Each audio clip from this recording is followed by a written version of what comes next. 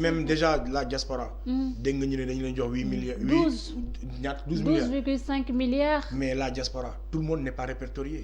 tey jii nii par exemple ñi nekk ci y a combien de camps de réfugiés en Allemagne par exemple. c'est ça ay Sénégalais nekk fa. y a combien de réfugiés en Libye. ci suñu ay frères yu doon jël gaal. même au Maroc mais moom laa la wax Maroc Libye mais Allemagne. mais xam naa ay camps yu bëri biir Allemagne. yeneen dëkk yi ay Espagne ak yooyu. donc est-ce que sénégalais yooyu ils sont pris en compte non.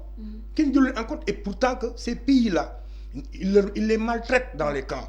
parce que amuñu sax les mesures sanitaires pour dund ci camps yooyu noonu te pourtant fii l'État du Sénégal laisse Air France venir prendre les Français. pourquoi certains sénégalais yi nga xamante ne amuñu yenn yi tam bëgg a ñibbisi l'État jëlul les vraies mesures pour accompagner ces sénégalais là ñu ñibbisi ci seen réew. c'est un problème aussi. c'est un problème. donc état bi li ñu def dafa jaxasoo.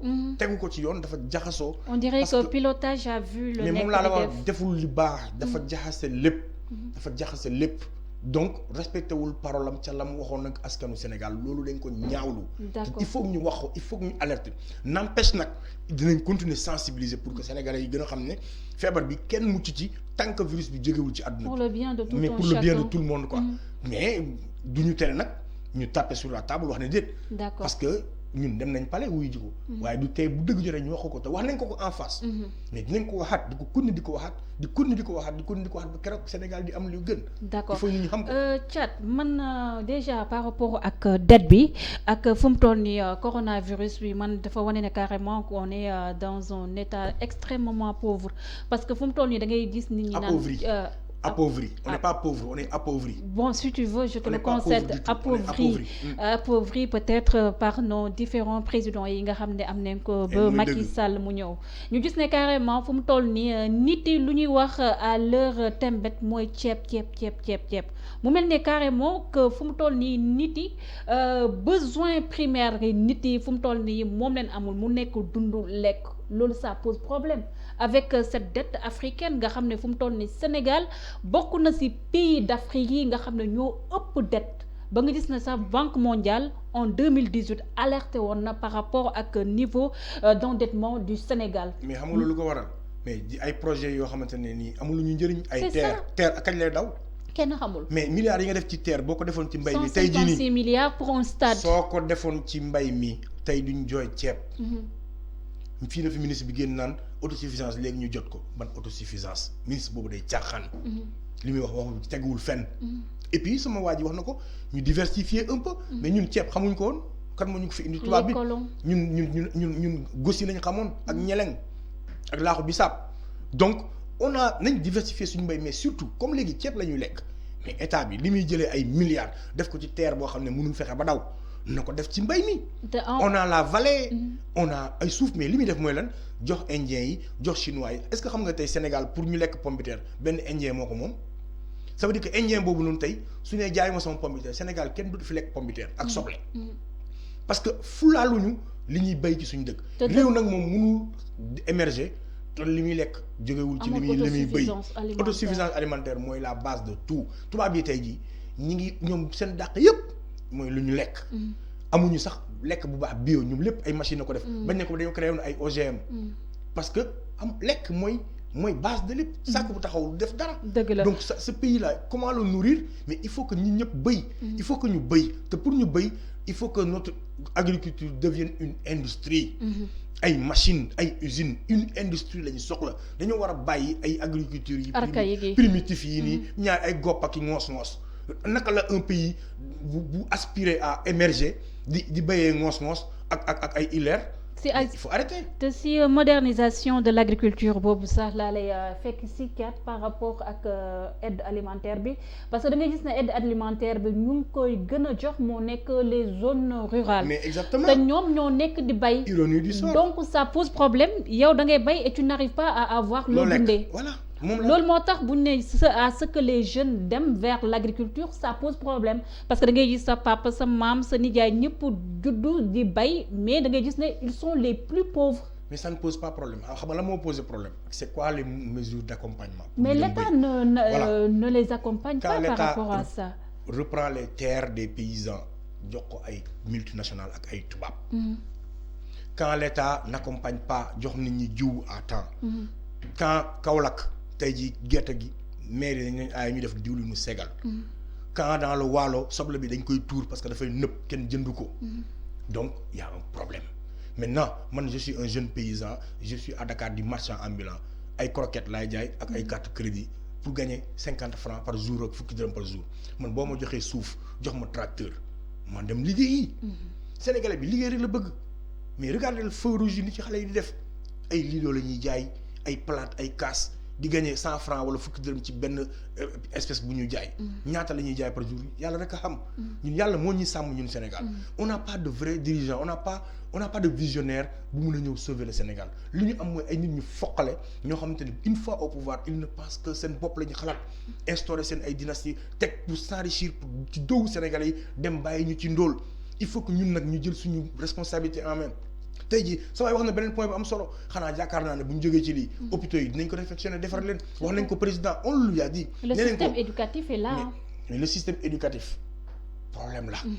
la santé problème la. l'agriculture problème la l'industrie problème. on n'a pas d'industrie au Sénégal est-ce que da nga gis industrie au Sénégal. à part Mboro quelques 2-3 industries yu fa nekk.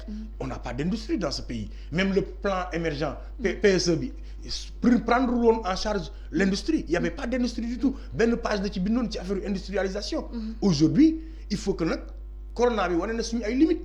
wane na ne ñun ministre bi li mu doon wax du dëgg Sénégal amuñu lu ñu dundee donc on a tous le résultat wane ne ko wane na ne dañu am ay manquements ci suñu hôpitaux yi parce que su lu mel nii amee ñun on n'a pas les moyens maanaam ne serait-ce que le minimum parce que xam nga tubaab bi sax ils sont débordés aussi. mais regarde le nombre de cas ci tubaab yi.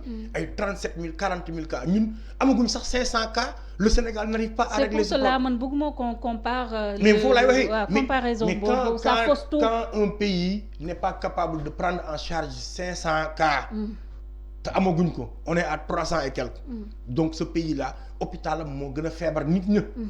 l'hôpital est malade au Sénégal. d'accord il faut prendre des mesures. kon Thiat instant yi mun nañu wax ne discours bu Thomas Sankara defoon en 1983 aux Nations Unies continue ba tey. discours boobu moo nekk fu mu toll nii d'actualité parce que moom déjà dafa waxoon ne carrément pour que les Africains sortent ci bulle bi nga xam ne tubaab bi def nañu ko.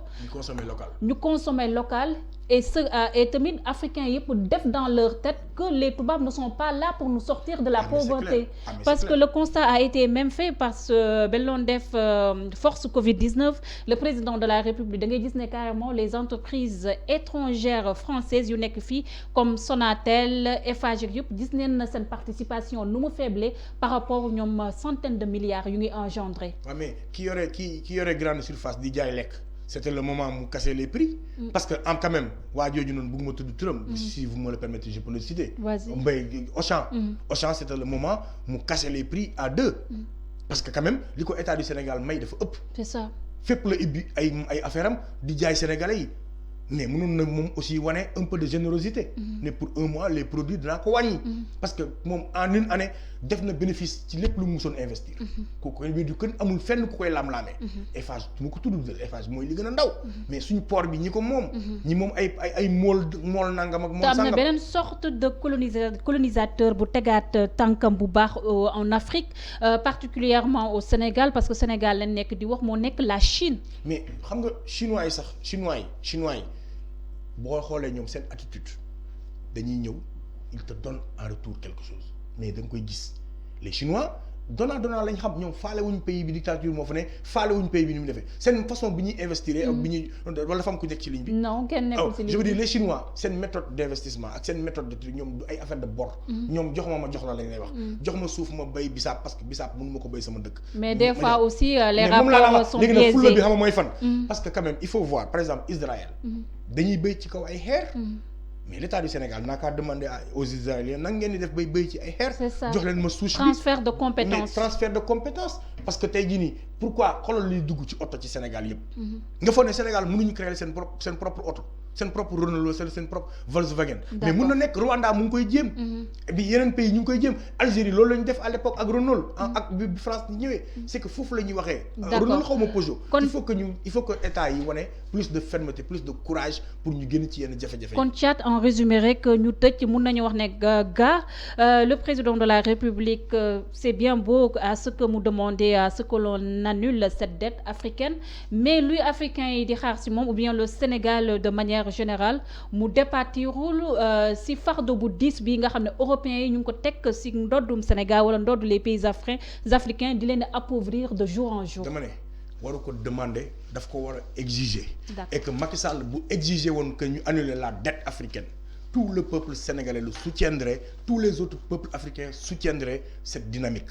loolu moom bés bu ko taxawee bëgg a dëggal boppam ci kanamu ñoom Macron xale bu ndaw respecté wul kenn ci àdduna bi lu ko neex lay wax africains yi lu ko neex lay def si Macky Sall prend ses responsabilités tenir ce discours qu'on exige l'annulation de la dette tout le peuple dina ànd ak moom sur ce combat là te dinañ ci am ndam maintenant ça demande beaucoup de courage.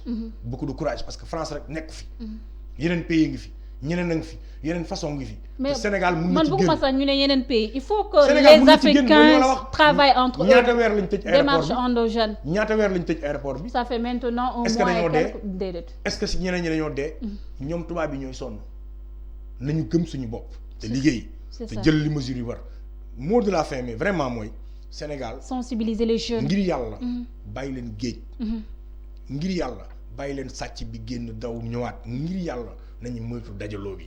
te gëm ne feebar bi kum ci dugg sa kër sa maam lay njëkk a yóbbu sa waa kër yóbbu sa waa koñ loolu dafa métti te dafa ñaaw.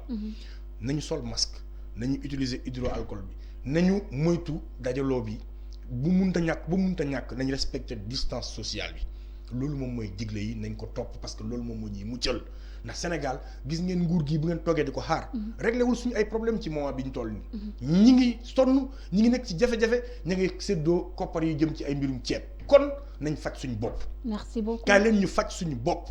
faj suñu bopp nag mooy toog suñu kër sol masque diwoo ci alcool bi te moytu dajaloo bi moytu it ku ciy génn nga am jël sa distance maintenant ay OFNAC ak yooyu noonu s'il vous plaît jël leen seen responsabilité parce que lii bu ñu ci génnee dara du yomb fii ci Sénégal suñu xaalis bu dee 15 la dinañu ko génne il faut que mu leer ci kaw table ji. Merci beaucoup Thiat de Y'en a marre, ça a été un plaisir de vous recevoir sur le plateau.